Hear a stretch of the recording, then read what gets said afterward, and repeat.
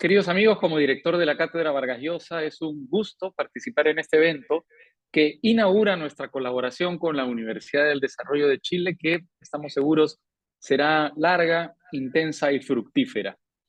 Hoy tendremos el diálogo en el que se presentará la última novela de Roberto Ampuero, Nunca volveré a Berlín. Voy a hacer una breve reseña biográfica de Roberto. Él nació en 1953 en Valparaíso. Su militancia universitaria en la Juventud Comunista de Chile en los años 70 lo llevó a exiliarse tras el golpe de Augusto Pinochet. Después de pasar por Alemania del Este, recaló en Cuba, experiencia que luego retrató en su novela Nuestros años verde olivo, sobre la que Mario Vargas Llosa ha dicho: hacía tiempo que un libro no me absorbía y emocionaba tanto como esta descripción tan honesta, tan veraz y tan lúcida de una ilusión que compartimos tantos latinoamericanos con la Revolución cubana. La fama literaria le había llegado anteriormente con la saga de novelas policíacas protagonizadas por el detective Cayetano Brulé, que comienza a publicar a partir de 1993 e inicia con la novela ¿Quién mató a Christian Kusterman?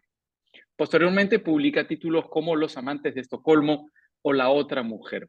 Ha sido, por otra parte, además de un fructífero escritor, un político muy activo, llegando a desempeñarse como embajador de Chile en México, ministro presidente del Consejo Nacional de la Cultura y las Artes de Chile, ministro de Relaciones Exteriores y embajador de Chile en España.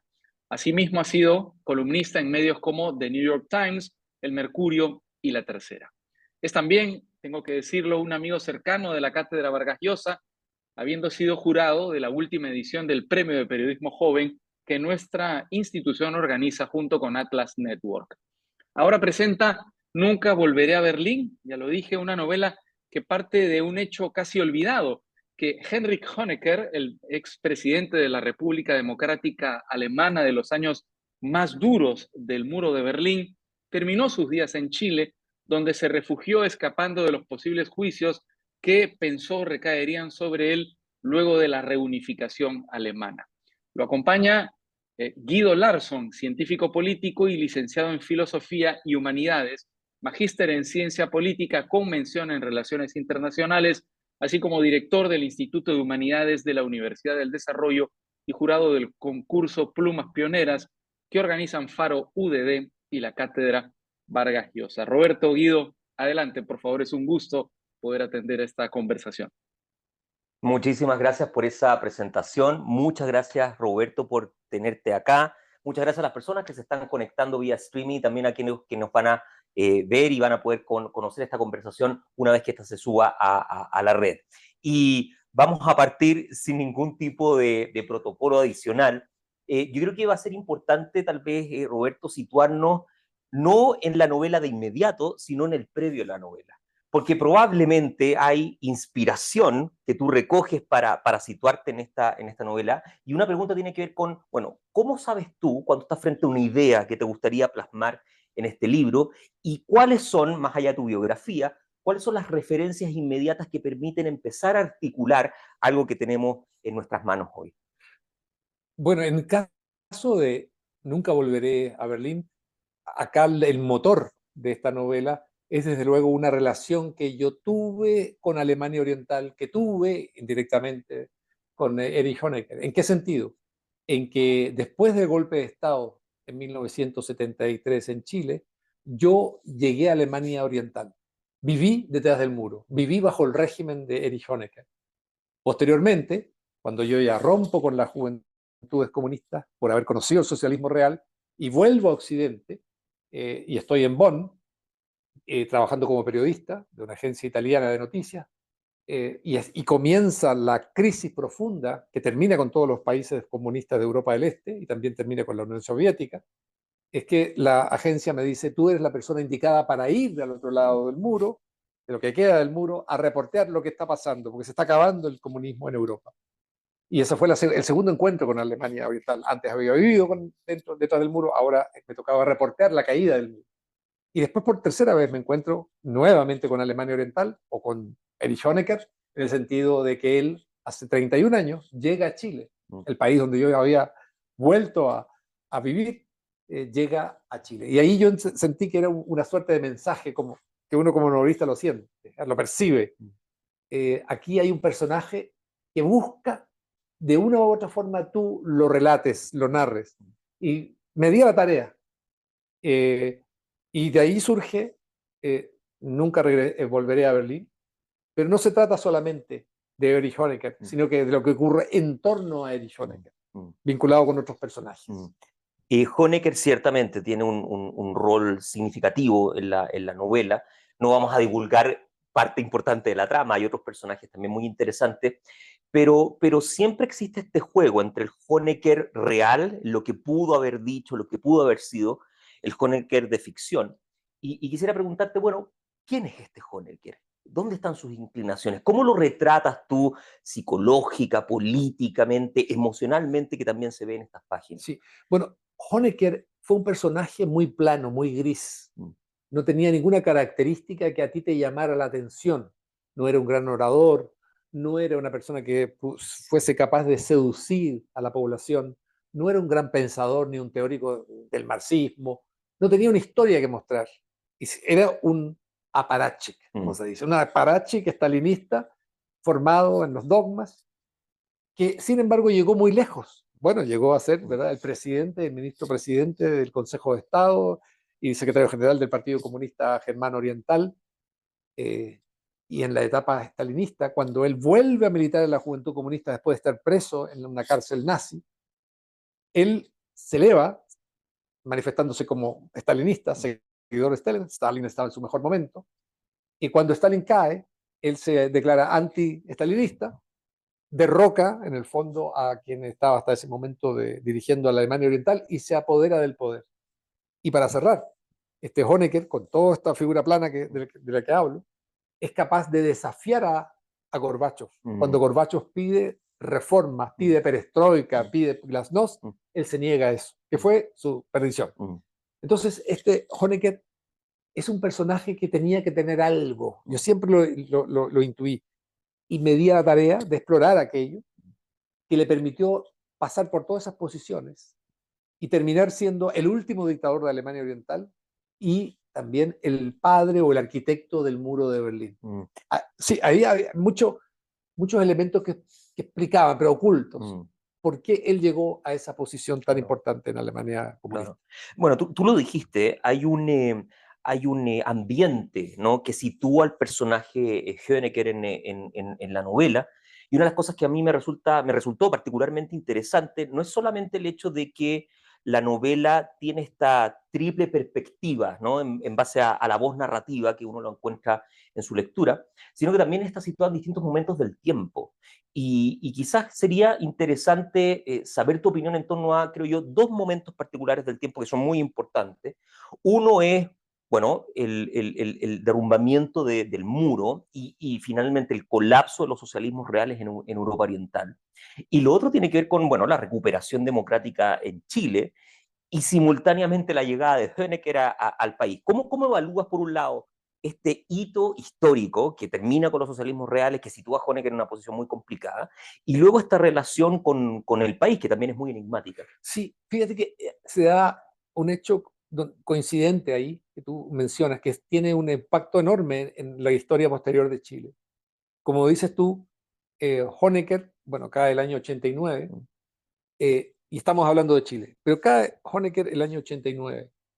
Y el año 89 también es el último año de Augusto Pinochet. Exacto. Por lo tanto, los chilenos están concentrados en lo que está ocurriendo dentro de su país y no mirando mucho hacia afuera, no mirando mucho a lo que es el desplome del comunismo a nivel mundial, que eso es lo que ocurrió. Coincide un asunto eclipsa al otro. Eso es importante. Y después también es importante que él llega a Chile en un momento en que el país está iniciando su, diría yo, recuperación de la democracia bajo la presidencia de Patricio Aylwin. Y es una situación incómoda y difícil para muchos. ¿Por qué? Porque en un momento, años 90, en Chile, coincide, ¿verdad?, este último dictador de Alemania comunista y el padre del muro de Berlín con otra figura también icónica de la Guerra Fría, que es Augusto Pinochet. Los dos han estado 17 años prácticamente en el gobierno, cada uno de sus países. Un país desaparece la historia de la faz de la tierra, el otro se mantiene e inicia su transición democrática. Pero creo que esta situación de dos personajes tan icónicos de la Guerra Fría incide en Chile e impide que haya una conversación a fondo entre los distintos sectores de Chile sobre lo que significaba llevar a Honecker a Chile, las razones por las cuales se lleva y qué incidencia debía tener en lo que era el proceso democratizador de Chile. Quizás podemos indagar un poquito en Sí. esa cosa personal, porque ¿cómo te pilla a ti ese momento histórico?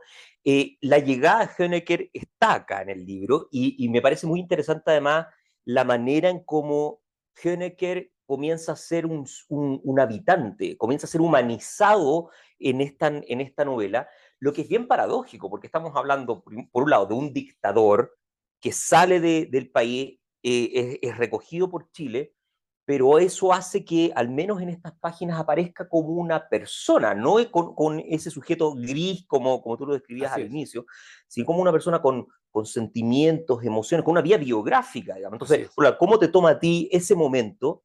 ¿Y cuánto de eso hay también en la ficción que tiene la persona, la figura Honecker en la novela? Sí, uno de los retos para escribir esta novela, Nunca volveré a Berlín, era que yo no podía proyectar a Honecker como una caricatura, que es lo más fácil hacerlo con un dictador, digamos, uno se siente tentado a hacerlo. Tenía que ser una persona, como fue esta persona. Y ahí estaba la dificultad, porque ahí entramos a un terreno que la gente, a menudo, mueve a la gente a confusión. Y me explico lo siguiente. Todo dictador, por negativo que sea, tiene en su vida privada algunos aspectos, vamos a decirlo así, de humanidad. Por ejemplo, Stalin amaba a su hija Svetlana. Honecker, que aparece en esta novela, ¿verdad?, adoraba a su pequeña nieta. Hitler quería mucho a sus perros. Fidel Castro, una gran memoria, y la gente lo celebraba. Pero ojo, cuando tú analizas a un dictador, no basta con celebrar y poner en el centro algunas cualidades humanas que todos tienen. Lo que te decía, el amor por sus perritos, o mire, lo admiro porque tiene Fidel Castro una gran memoria. No. El análisis del dictador tiene que ser como político. ¿Qué hizo? ¿Qué logró o qué no logró? ¿Cómo fue su acción en términos de represión? Va a poder ir al análisis. Entonces, la novela lo que apunta es a ver al Honecker desde las dos perspectivas. De este ya pobre hombre, ¿verdad?, que está defenestrado, carece de poder, está ya muy, muy mayor, está enfermo de un cáncer terminal, pero sin olvidar esto, hay que subrayar lo que fue.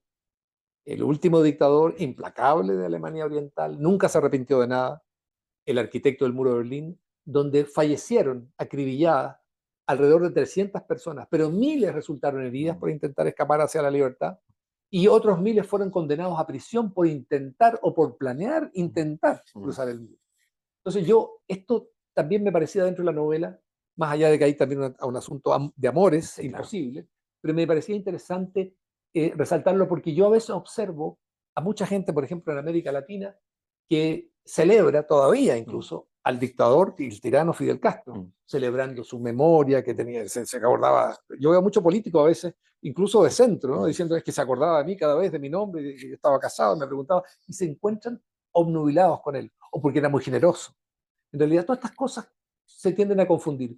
Para mí lo importante entonces era presentar al Honecker real, dentro de su espacio familiar, ese que llegaba con pantuflas dentro de la casa, ese que está angustiado porque sabe que le queda poco tiempo de vida, ese que sabe que ya no podrá volver a su país y que lo echa de menos, como cualquiera echa de menos a su país, pero nada de eso me lleva a borrar y analizarlo también desde la perspectiva del dictador, con todo lo que eso implica. Claro.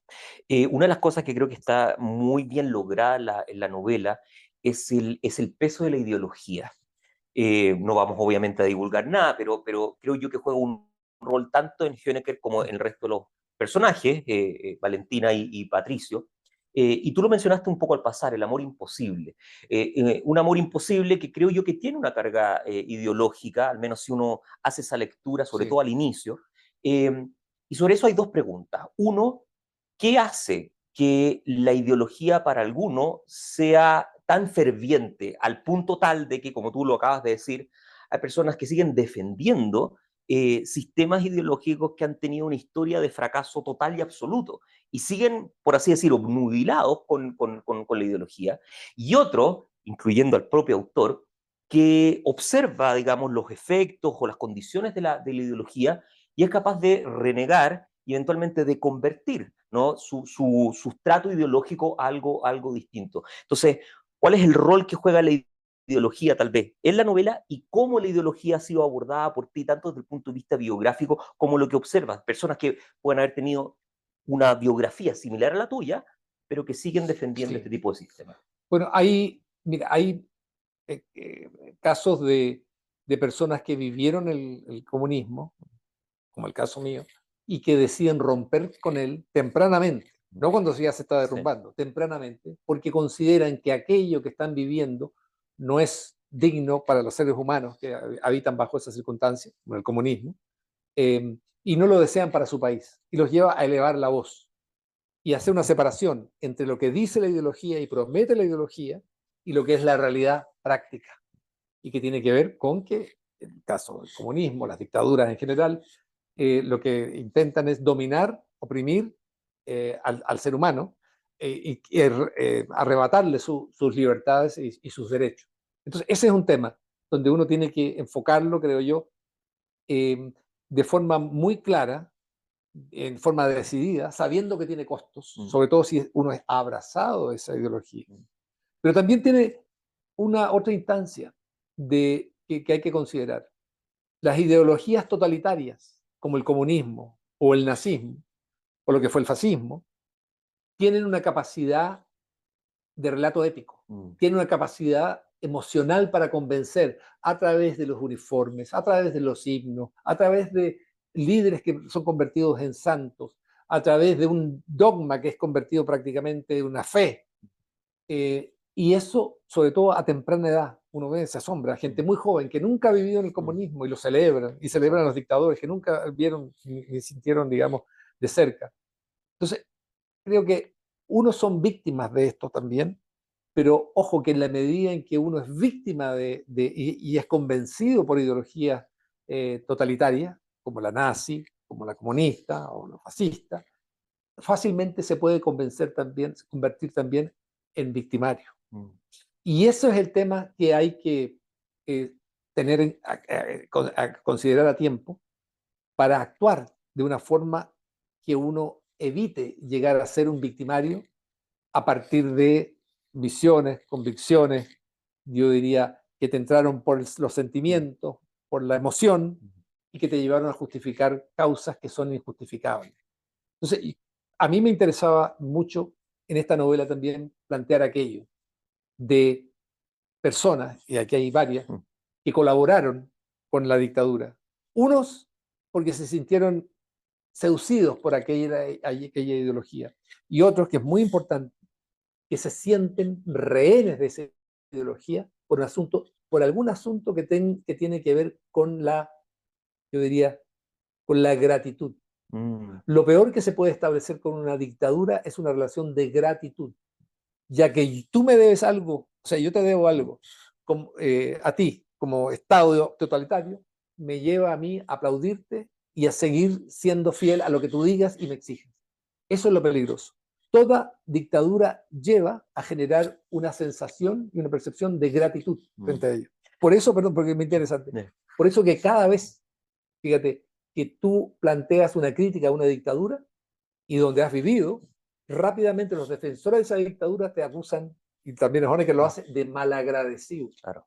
Porque no reconocen que tú hayas podido vivir por tus propios medios, bajo ninguna circunstancia. Tú le debes algo a la dictadura, y como entraste en esa deuda, tú nunca más podrás dejar de ser un cómplice de esa dictadura. Y eso es lo peligroso. Es una especie de relación paternal, dictadura-sujeto, digamos, ¿Sí? en ese sentido. Tú me perteneces y tienes que obedecerme y ser absolutamente leal a mí, porque yo te di educación pública, porque yo te di vivienda, porque yo te di un trabajo. Y claro, si soy el Estado que todo lo controla, ¿cómo no te voy a dar todo eso? Sí, claro. Lo tengo que dar porque yo controlo todo, pero también te lo puedo quitar.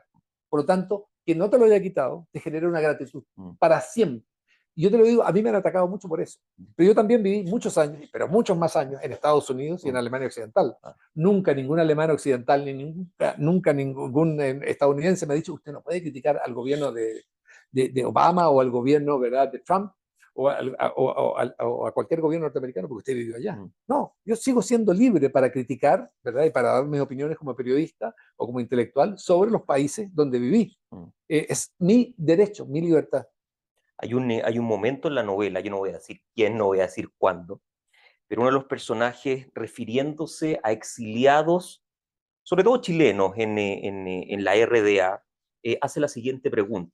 Se está refiriendo a la justificación de los derechos humanos y dice, ¿cerraban los ojos por simple gratitud, con lo que estás diciendo tú, hacia el régimen comunista, o por identificación ideológica con él? ¿Qué podría responderse a esa pregunta en tu experiencia? Porque hay gratitud en torno a oportunidades, y quizás eso también estuvo en la historia de Chile, pero ¿cuánto es el peso de la ideología? ¿Es una gratitud superficial? ¿Hay algo que no es veraz finalmente? Porque también uno hace la pregunta, ¿cuánto realmente creía Honecker y todo el resto de los grandes líderes de Europa Oriental en aquello que efectivamente estaban intentando desarrollar? Mire, si uno aterriza esta pregunta, que tú la haces más en términos teóricos, a lo que fue, por ejemplo, el exilio chileno o latinoamericano en países comunistas de Europa del Este o en Cuba, tú te das cuenta que gran parte de su lealtad hacia aquellos regímenes, que es extrema, hasta el día de hoy, incluso justificando incluso el muro, se deben a que entraron en un juego de dependencia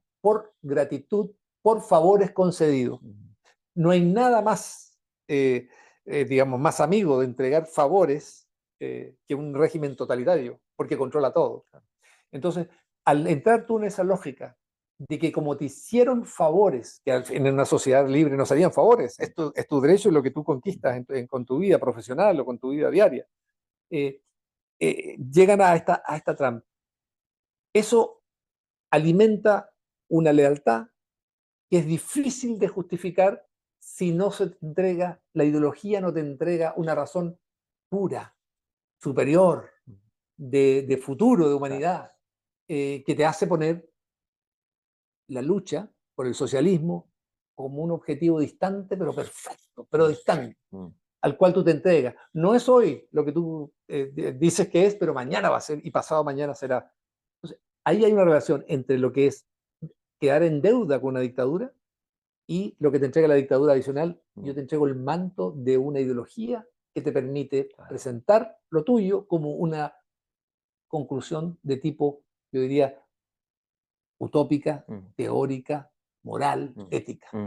Oye, qué interesante eso, Roberto, porque también uno de los tópicos que creo que aparecen en Nunca Volveré a Berlín es el tema de la traición, en muchas dimensiones.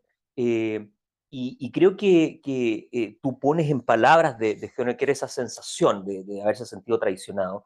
Y creo que es algo que uno observa o observó en la historia de Europa Oriental. Digamos, uno va, Khrushchev probablemente sintió lo mismo, Ceausescu al final de su vida también, el general Jaruzelski, en fin. ¿Cuál es el rol que juega la tradición en política, sobre todo, y cómo eso colinda finalmente con alguno de los tópicos que tú tan interesantemente desarrollas en la novela? Fíjate que el comunismo utiliza mucho el concepto de tradición porque no tiene otra forma de explicar lo que es el cambio necesario dentro de una sociedad.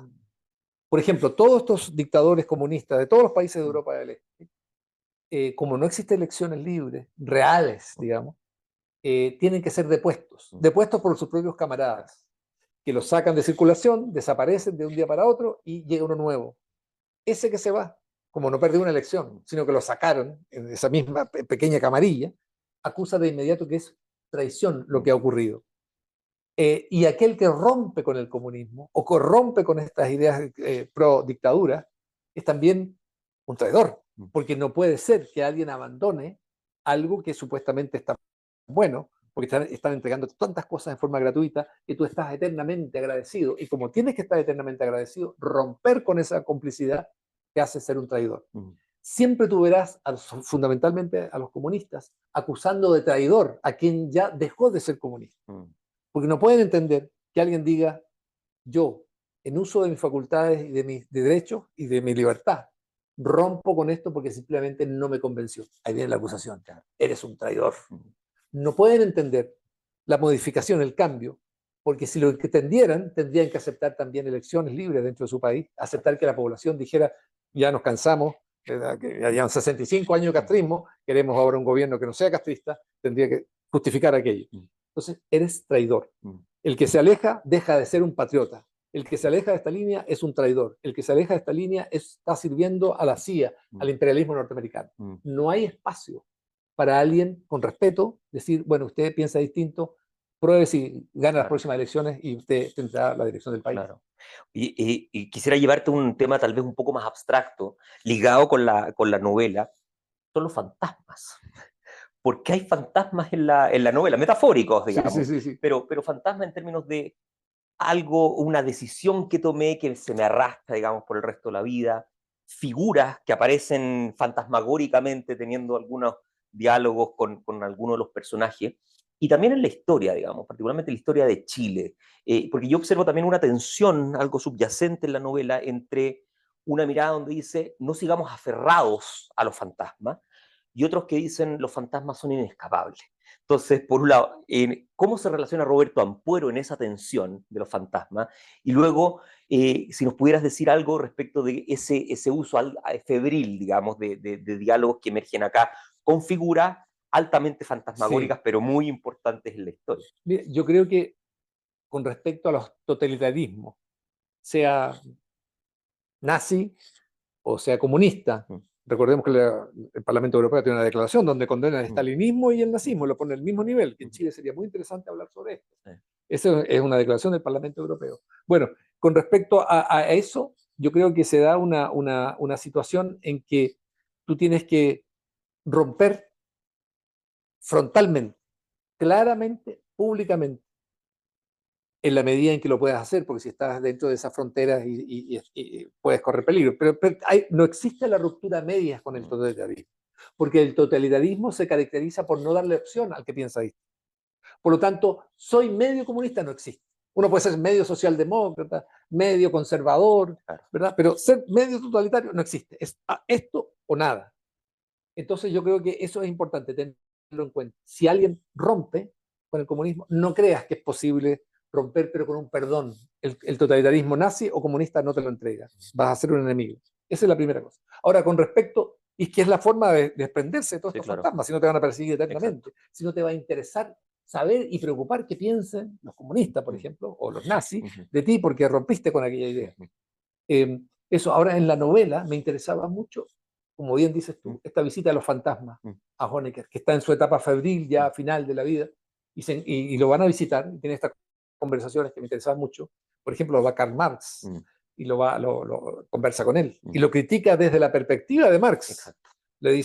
Marx le dice, el fondo le dice, mira, tú lo que has hecho es pervertir mi idea, porque yo estaba ofreciéndole al mundo un paraíso, y lo que tú le estabas ofreciendo ahora es vivir en paraíso pero encerrado detrás del muro. También está Allende, que le dice esa imagen del muro para identificar el socialismo con un muro y alambrada no me convence. Y está Fidel Castro, que le dice, eres una vergüenza, porque uno muere con el poder en las manos. Exacto. El poder no se entrega y tú lo entregaste. Bueno, me interesaba esa conversación, que es mucho más que esto que estoy resumiendo, pero esa conversación de Honecker con aquellos que eran sus líderes y sus referentes y que de pronto van y le ajustan cuentas, aunque es el mismo que está en un estado febril. Sí.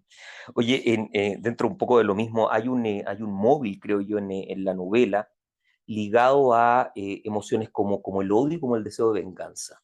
Y hay una decisión que tú tomas tú, no vamos a, obviamente a decir cuál, pero que me interesaría tal vez explorar desde el punto de vista creativo, digamos, ¿no?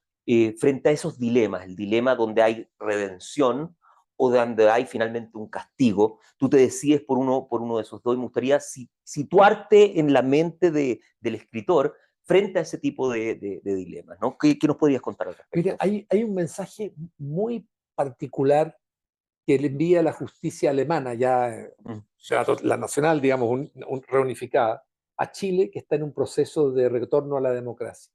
Y es el siguiente: ¿por qué llega Honecker a Chile? Honecker llega a Chile por una sencilla razón. porque según la justicia de la República verdaderamente democrática de Alemania, ya unida, eh, quien está, quien por razones de salud o de extrema vejez eh, enfrenta juicios que van a durar más tiempo, presumiblemente, del tiempo que le queda de vida, en este caso al afectado, al acusado, esa persona tiene que ser liberada. Honecker llega por eso. La justicia alemana y occidental, o la justicia ya alemana, sabían que este hombre ha cometido violaciones extremas de derechos humanos, ¿verdad?, contra su pueblo durante, 28 años, manteniendo encerrados a 17 millones de personas, y esto no son palabras menores. Decide, bueno, la justicia, el Estado de Derecho dice que usted por la edad que tiene y por estar enfermo, terminal de cáncer, usted tiene derecho a irse del país. Y le dice, ¿y a dónde quiere irse? Y él rechaza una invitación de irse a Cuba, él rechaza la invitación de irse a Corea del Norte, y él, siendo comunista, decide ir o venir a vivir a Chile, al país más, entre comillas, neoliberal, ¿verdad?, Claro. para la izquierda de América. Hay que decirlo también, él viene a Chile, dice que viene a Chile porque aquí su hija está casada con un chileno y tiene un nieto chileno.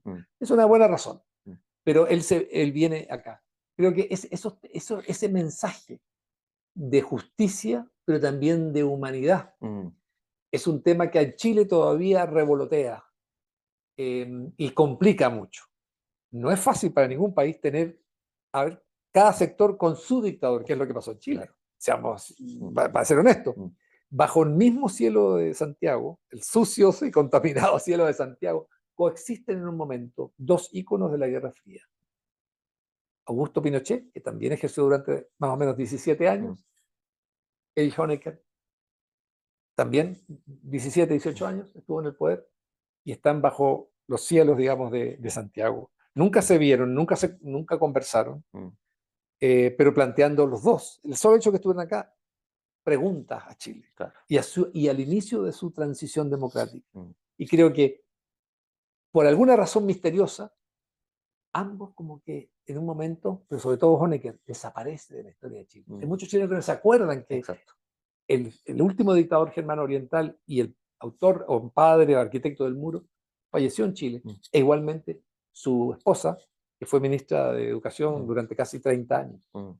El arquitecto del muro, y es un muro inusual, diría yo, ¿no? Porque son pocos los muros, no conozco todo, digamos, pero en general la función del muro es evitar una amenaza externa llegando al interior. Y acá el muro de Berlín parece que es al revés, es evitar que el interior salga hacia afuera, a pesar de que se presenta con una narrativa completamente distinta. ¿Qué nos puedes contar del muro como elemento, como arquetipo simbólico de lo que fue Alemania, de lo que significa para la novela, para Honecker y para los chilenos que vivieron ahí? Sí, bueno, tenemos por un lado lo que es la explicación ideológica. Alemania Oriental, el país comunista, decide que levantaron el muro, no se llamaba muro, lo denominaban la valla de defensa antifascista, porque supuestamente el fascismo que existía supuestamente en Alemania Occidental los iba a invadir. Esa es la parte ideológica, pero de hecho, y los documentos lo comprueban después de la caída del muro, era tan evidente la fuga de alemanes orientales hacia Occidente buscando la libertad y la democracia, que si eso seguía, continuaba, iba a desplomarse la economía alemana oriental. Y por eso deciden construir el muro en forma secreta y lo levantan de un día para otro. Y ojo, que se viene de abajo la República Democrática Alemana en el momento en que Hungría, y también Checoslovaquia, pero Hungría sobre todo, abre la frontera que le impedía a los alemanes orientales no salir ya claro, no podían salir por el muro, pero se iban a Hungría y trataban de llegar a Occidente. Ahí empieza el desplome. Todo comunista alemán oriental y todo ciudadano alemán oriental sabía que sin muro la gente se iba. Porque cuando la gente no puede votar en elecciones, vota con los pies. Es lo que estamos viviendo hoy en América Latina. Exacto. Venezuela es el ejemplo más claro. Está llegando a 8 millones de venezolanos que están distribuidos por el mundo, porque simplemente el fracaso es tal de esa dictadura que la gente tiene que huir, va a escapar a donde pueda conseguir trabajo, cierta seguridad y enviar remesas a su familia, ¿verdad?, que quedan sufriendo. En Cuba es lo mismo. En realidad, y esto es importante, todas todas las revoluciones, que no son más que guerras civiles dentro de un país, generan inmigración de millones. La Revolución Francesa, la Revolución Mexicana, la Revolución Cubana, la Revolución Venezolana, la Revolución Sandinista, todas. Las de Europa del Este, igual. Entonces, eso es lo que generan las revoluciones, a diferencia de lo que generan los procesos transformadores, reformadores, que son graduales. Y ante eso, el discurso siempre, ¿verdad?, de quienes están en el poder dirigiendo la revolución son traidores, son personajes que de los podemos en realidad dejarlos que se vayan si quieren irse, son antipatriotas, y necesitamos un muro para defendernos, como diría Alemania Oriental, de que venga el fascismo y nos invada. No, era para mantener encerrados, como lo hicieron durante 28 años, a esos 17 millones de alemanes orientales. Esa es la verdad de la historia, lo demás es ideología pura. ¿Podemos quedarnos un ratito en la historia? Sí, sí. Porque una cosa enigmática, creo yo, dentro de este proceso histórico en el cual está, por cierto, situada la novela Nunca volveré a Berlín, es la acción de la Unión Soviética, o tal vez uno podría decir la inacción de la Unión Soviética, porque la Unión Soviética actúa en Hungría en 1956, actúa en Checoslovaquia en 1968, pero no lo hace en Alemania. ¿Tú tienes alguna idea de esa pasividad o en qué contexto estábamos para explicar este colapso acelerado, digamos, de Alemania, de la RDA? Mira, aquí juega un papel muy importante una persona, que es Mikhail Gorbachev, a quien, por cierto, tuve el gusto de saludar y estrechar su mano en México hace muchos años. Me pareció impresionante verlo, conocerlo. No estuve mucho rato con él, pero es hecho. Es un hombre que permitió transformaciones, pero en paz, además, para toda Europa y cambiar el mundo en ese momento, la faz del mundo. Él fue un hombre que se convenció, dije, bajo las circunstancias económicas y de falta de libertades y democracia, y de falta de desarrollo en la ciencia, y de falta de desarrollo en la agricultura y en la economía, no había alternativa más que modificar y transformar aquello. Y cuando se da cuenta que las masas en todos los países de Europa del Este estaban en contra de aquellos regímenes sostenidos al final por tropas soviéticas, regimientos soviéticos, él dice, hasta aquí llegamos además en términos de poder financiar esto, hasta aquí llegamos en términos de tratar de imponer por nuestros soldados los regímenes comunistas en Europa del Este, que cada uno busque su camino, el camino de la Unión Soviética, el camino de Gorbachev va a ser Glasnost, y también todo lo que era la transformación de tipo económica del país, la perestroika. Él pensó ingenuamente, y lo subrayo, ingenuamente, que el socialismo, el comunismo real, era capaz de transformarse entregándole libertad a los ciudadanos y perfeccionarse como socialismo o comunismo. Cuando llega esa posibilidad y él la da, abre una puerta, una caja de Pandora, abre una llave incontrolable. Porque cuando la gente tiene la posibilidad de escoger en el socialismo, no quiere más socialismo. Si tú le das la posibilidad a los cubanos de votar hoy, después de 65 años, no quiere más socialismo, no quiere ni castrismo, nada. Quiere ser libre. Y quiere no solamente ser libre en términos personales, de expresarse, en términos conceptuales, en alternativas políticas, también quiere ser libre y tener la posibilidad de intervenir libremente en la economía, es decir, tener su pequeño negocio, no depender del Estado, desarrollar algún tipo de trabajo independiente, que desaparezca el Estado que todo lo determina en el socialismo. Y entonces yo creo que este tema va en esa dirección. Gorbachev jugó un papel trascendental, fue ingenuo al final, creyendo que se podía transformar el socialismo, democratizándolo. No es posible. El socialismo, el fascismo, el nazismo, no pueden vivir con la democracia abierta, con la libertad ofrecida. Se acaba, termina allí. Y eso es lo que pasó con toda la Europa del Este. Ahora, hay una pregunta difícil ahí, conectada con la novela Nunca volveré a Berlín y con lo que estás mencionando, y es la razón por la cual la novela también es tan actual, porque también estamos en un estado de situación donde hay muros, ¿no? Hay muros culturales, ideológicos, físicos también, ¿no? En Hungría, en Estados Unidos, en otros lugares. Y ahí me gustaría preguntarte tu posición, porque en la novela no es claro, ¿no? El muro se paró en ocasiones, generó problemas emocionales y de amor, por cierto, pero en otras circunstancias pareciera ser de que los seres humanos tendemos a levantar esos muros cuando nos sentimos amenazados y cuando hay amenazas que a veces pueden ser reales. Entonces, ¿cómo conectamos la historia de Berlín con lo que está ocurriendo hoy? Sí, a ver, mira, es que hay una diferencia conceptual fundamental entre levantar barreras protegiendo tu frontera en acuerdo con la ciudadanía ante una amenaza, Exacto. alguna presión externa que no quieres, como país, no deseas tenerla o que deseas regularla. Y otra es levantar muros para impedir que tu propia población se vaya. Yo creo que existe en este sentido el derecho de cada ciudadano a dejar el país donde viven cuando lo estimen conveniente y a volver al país de donde son cuando lo estimen conveniente. Yo, por cierto, quiero decirte, para salir de Cuba, tú como cubano necesitas una visa, Exacto. pero para volver a Cuba como cubano necesitas otra visa. Entonces, eso no puede ser, eso es propio de una dictadura totalitaria.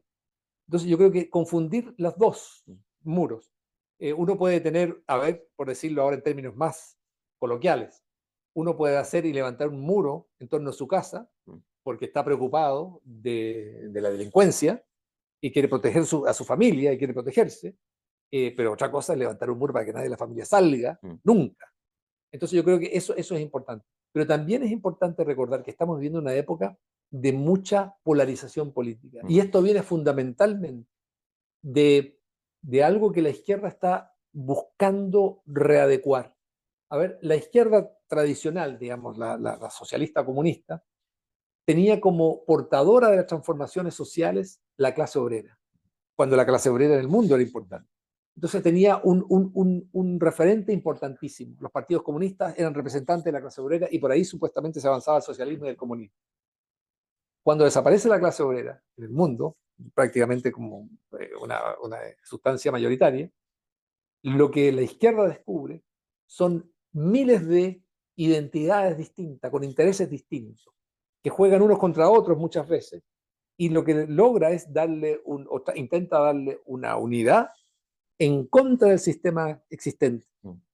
Pero al generar aquello, genera una serie de contradicciones donde se activan al mismo tiempo otros grupos a los cuales se ha combatido y lo que lleva adelante es yo diría, esta polarización en todas las instancias de la vida social, de la democracia. Y es que es lo que estamos sufriendo hoy. Y bueno, esto va a ser un proceso largo. Tengo la impresión, y no quiero ser demasiado optimista, que ya la política de la cancelación alcanzó su pico, está reduciéndose, como la idea que está circulando en el mundo es que se les pasó la mano, porque al comienzo fueron muy aplaudidos, ¿verdad? Incluso los iconoclastas que destruían estatuas, los que echaban abajo todo tipo, condenaban cuadros, obras de arte, los que condenaban a autores sin cesar, y así en los distintos campos, mucha condena, cancelación, eliminar al que pensaba distinto. Eso yo creo que está llegando ya a un nivel donde no es sostenible, no es defendible, y está generando que mucha gente que al inicio aplaudió aquello lo esté mirando con recelo, con desconfianza, de decir, momento, se nos ha pasado ya la mano bastante. Sí. La novela yo creo que no lo dice de manera explícita, pero tal vez sugiere un par de soluciones. Una está ligada a el rol de la literatura y las humanidades. Yo tengo ahí una cita, uno de los personajes se llama Patricio Dupré, y él dice, mira, los jóvenes que estudien cierto tipo de cosas, pero luego que se vuelquen a la literatura, a la filosofía, a la historia. Me gustaría hacerte una pregunta en torno a cómo ves la literatura finalmente como algo una disciplina que puede contribuir a tener una visión como la que tenemos con un Honecker más humano, que está enfrentado a toda una serie de situaciones. Y otro es que haces una mención muy linda, digamos, al kitsugi japonés, que es esta práctica que cuando se rompe una cerámica se la vuelve a juntar con un pegamento dorado, que genera otro tipo de cosas. Entonces, la pregunta son dos. ¿Cuál es el rol de la literatura en la novela y para enfrentar algunos de los problemas tal vez contemporáneos? ¿Y debemos resolver los problemas en base a kitsugi japonés? Sí, bueno, el kintsugi japonés sí, tengo la impresión de que cuando se producen rupturas en un país, hay muchas cicatrices, hay muchas huellas, y no corresponde olvidarlas ni ignorarlas. Lo que corresponde es tenerlas presentes sin que eso te impida avanzar como país y reencontrarse. Significa la posibilidad a través del kintsugi de decir, tengo conciencia de que este frasco que era perfecto, ¿verdad? O esta vasija que era maravillosa, en un momento se me quebró, la recogí, la volví a pegar y destaqué los fragmentos, donde se juntan los fragmentos con un dorado, porque quiero no olvidar lo que ha sido parte de mi historia para no volver a caer en aquello que me ocurrió con esta vasija tan maravillosa. No quiero borrar aquello. Eso es importante. La memoria tiene que estar presente. Eso creo que es importante. Pero la otra parte de la pregunta... La literatura. Sí, lo que yo quería decir con esto es las artes. El arte y la cultura ayudan mucho en un momento de crisis también internacional, donde también las democracias liberales están bajo asedio, donde se produce también un aumento y un desarrollo y una intensificación de la influencia de regímenes dictatoriales o autoritarios.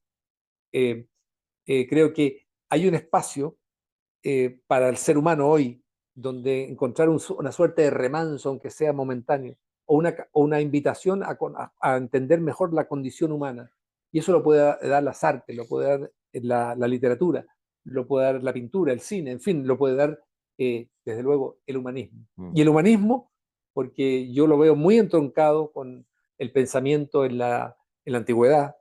Ya, yo sé que es posterior, pero en la antigüedad, cuando caen las polis griegas, cuando cae el Imperio Romano, comienza una nueva etapa de la humanidad, hay filósofos como Epicuro, hay filósofos como Séneca, que buscan cada uno su respuesta en el sentido de enfrentar aquello. Epicuro lo enfrenta a través de la huida hacia un pequeño jardín, donde se pueda seguir con amigos, conversando, dialogando, donde uno enfrenta este cambio radical que no entiende, pero detrás de muros, ¿ah? y de árboles.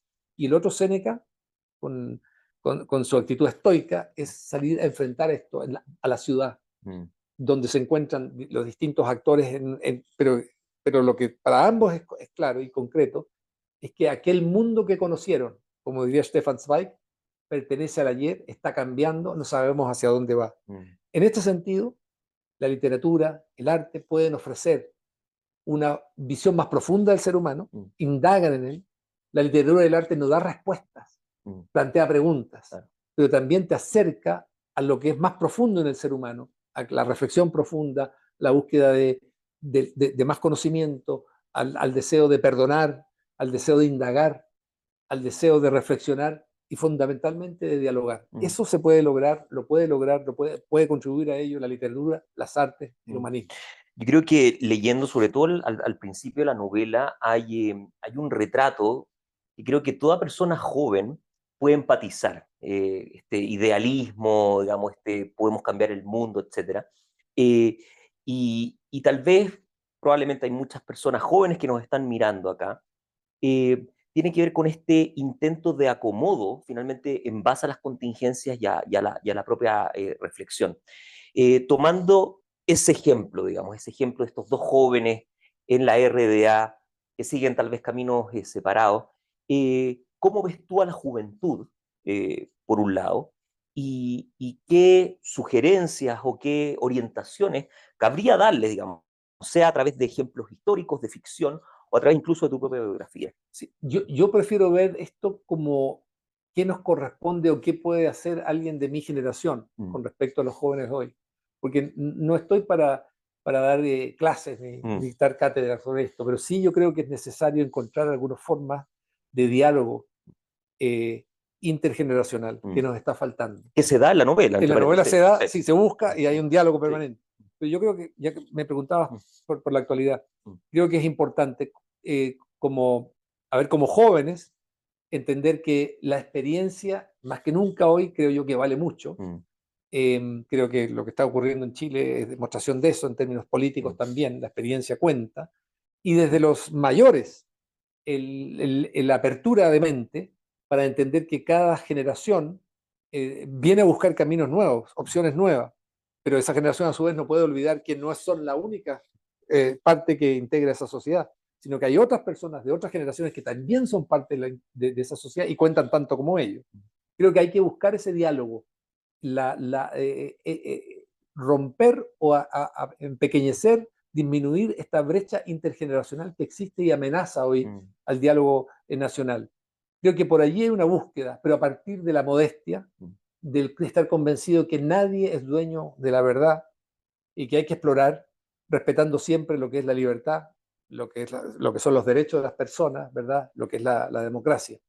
Creo que va por ahí, pero creo también que en Occidente es muy importante que las personas más jóvenes también tengan conciencia de que este es un mundo que está cambiando, que este es un mundo donde por primera vez en muchos siglos se siente que Occidente está entrando en una situación compleja, que no tiene por qué ser fatal y letal y final, pero que sí está perdiendo terreno frente a regímenes y a sistemas autoritarios o dictatoriales, y que eso implica redoblar, ¿verdad? El alerta en que uno está, implica dialogar dentro de la sociedad y saber que al final lo que, lo que viene es algo que fundamentalmente vivirán las nuevas generaciones, de la que yo ya no formo parte y yo no estaré presente. Y creo que esto uno lo puede plantear también en el sentido de que cada generación enfrenta nuevos retos y hasta ahora, con luces y sombras, las generaciones, el mundo occidental ha podido ser una contribución indudable a lo que es el desarrollo de la humanidad, partiendo por los asuntos que tienen que ver con los derechos de las personas, con la libertad individual, con lo que es el desarrollo científico, tecnológico y económico. Nunca el mundo ha tenido un mejor nivel de vida hoy, en términos muy generales, desde luego, que ahora. Pero sí, también hay que tener conciencia de que hay riesgos enormes para todo esto, y eso implica estar más alerta e implica tener conciencia de la existencia real de esos riesgos. El mundo que nosotros conocemos hoy no tiene por qué seguir siendo el mismo mañana. Y creo que si uno está atento a eso, está más dispuesto a escuchar, aprender de las generaciones anteriores, y también uno, como generación actual ya mayor, está más dispuesto y deseoso de entablar este diálogo, esta conversación, donde nadie es dueño de la verdad, donde no hay respuestas definitivas, donde hay que explorar en forma conjunta, porque las situaciones son cada vez más nuevas, son más novedosas, ¿no? Mira, yo creo que una de las cosas de Nunca Volveré a Berlín que me quedó grabado en la mente, esta sensación de que ciertos principios que consideramos favorables no pueden darse por sentado. La libertad, por ejemplo, ¿no? Y pareciera ser de que hay algo de esa amenaza, ¿no? De dar por sentado algo que cuesta mucho alcanzar y que se puede perder rápidamente. Hay un par de menciones en la novela al estallido social. Yo diría, una posición crítica en torno a los efectos que ha tenido el estallido, que quizás remarca algo de lo que habías dicho, porque el estallido fue protagonizado por personas jóvenes, por personas idealistas, por personas que tenían una cierta noción de cómo funcionaban las cosas, y para muchos entendidos, y en mi opinión personal también, creo que ha traído problemas, digamos, ¿no? Y esos problemas pareciera que están en el horizonte no solamente para Chile, sino que para muchas sociedades latinoamericanas, algunas que lo están viviendo hoy día, tú ya mencionaste Cuba y Venezuela, y otras que pueden estar en un vector donde, dado que estamos dando esto por sentado, no estamos atendiendo a los riesgos. Entonces, ¿cómo ves tú ese panorama, sobre todo futuro, ¿no? Y del principio básico y fundamental que a veces se nos olvida, que es la libertad? Sí, mira, es interesante. Henry Kissinger dice que lo que mueve a los países es fundamentalmente el miedo a determinado desarrollo. Que a mí me parece muy acertada, muy básica, pero muy acertada. ¿Qué quiere decir con esto? La generación mía, por ejemplo, y otras anteriores a la mía, crecimos en un mundo que estaba dividido por el muro de Berlín. Y volvemos con ello a Nunca Volveré a Berlín. ¿Qué significaba esto? Que a un lado tenías las sociedades libres, democráticas, desarrolladas, prósperas, ¿verdad? Con plenas libertades. Y al otro lado de ese muro tenías las dictaduras totalitarias, comunistas. Antes de eso, las generaciones habían tenido que luchar contra el nazismo, ¿verdad? Entonces, como que el enemigo, el adversario ante el cual había que defenderse, estaba muy claro. Era como que la historia era más fácil de entender, el presente de aquel entonces era más fácil de entender. Hoy, recordemos, Fukuyama en 1989 piensa que con esto ya terminó la historia, en un momento lo plantea así, aunque no lo planteó en forma tan específica como muchos piensan que lo hizo, pero con la caída del muro de Berlín y la desaparición de los países comunistas parecía que entrábamos en una nueva etapa de la humanidad, como que había triunfado en forma definitiva la democracia liberal, y no fue así. Lo que quedó demostrado es que, vuelvo a insistir, regímenes totalitarios, regímenes autoritarios, vuelven con mucha fuerza a ser poderosos en el mundo, y específicamente también en América Latina. Ahí están.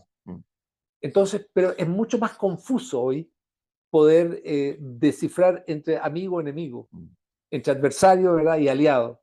Se ha hecho más complejo. Y yo creo que también por las redes sociales es más difícil identificarlo. Y esto encierra un reto nuevo para las generaciones. Cuando tú identificas claramente a tu adversario, puedes llevar a cabo, bueno, extraer lecciones y acciones al mismo tiempo. Pero esto hoy es complejo, y muchas personas jóvenes, para pasar al estallido, pensaron que aquí lo que resolvía todo, los lados de sombra de Chile, porque obviamente Chile tiene, como cualquier otro país, lados de sombra y de luces, muchas de luces también, era acabar con el sistema, con lo que se había construido. Lo que implicaba al mismo tiempo una falta de respeto y consideración hacia todas las generaciones anteriores que han construido el país. Porque un país está hecho no solamente de los que viven hoy, sino de los que fueron y también los que van a vivir mañana. Hay una responsabilidad hacia el futuro también. No se trata solamente de lo que yo quiera ahora, y tenemos un pasado del cual venimos.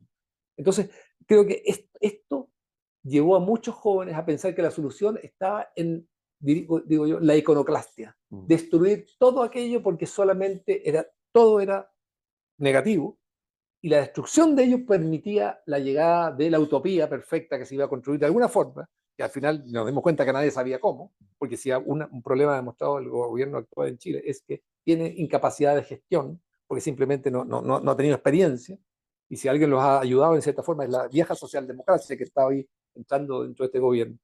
Entonces yo creo que por ahí va un tema delicado, y creo que se están sacando lecciones, ojalá que así sea, pero los países, y algo que dicen siempre los antiguos decían, ¿verdad? Lo que es fácil es destruir, lo que es difícil es construir. Y lo que pasa, para construir país necesitas grandes mayorías. No bastan grandes ideas radicales y perfectas, teóricamente y estéticamente. Lo que tienes que ser capaz de conducir a un país que apoye y en forma gradual vaya avanzando en una dirección. Creo que la confusión entre gradualidad y revolución en Chile generó un gran daño, y el estallido fue eso, llevar la revolución al punto en que fuera posible no solamente destruir la institucionalidad de Chile y después ratificarlo a través de una nueva constitución, sino que iniciar algo nuevo, un Chile nuevo. Señores, no, mire, ha sido terrible cuando han tratado de construir el hombre nuevo o la mujer nueva, ha sido un fracaso, y los países de nuevo, no. Somos hijos de una tradición, somos hijos de una historia, y somos hijos de una diversidad de personas que viven, que tienen que llegar a acuerdos para buscar un futuro y un camino en el cual concuerde la inmensa mayoría. Roberto Ampuero, quiero darte las gracias por esta conversación y pedirle a todas las personas que nos acompañan que accedan a tu libro, una obra ingeniosa, interesante, con pasajes realmente conmovedores y plenamente actual, como esta conversación creo que ha demostrado. Muchas gracias por acompañarnos. Muchas gracias a ti, Guido, por la invitación, y a quienes nos están viendo también mi agradecimiento por la atención.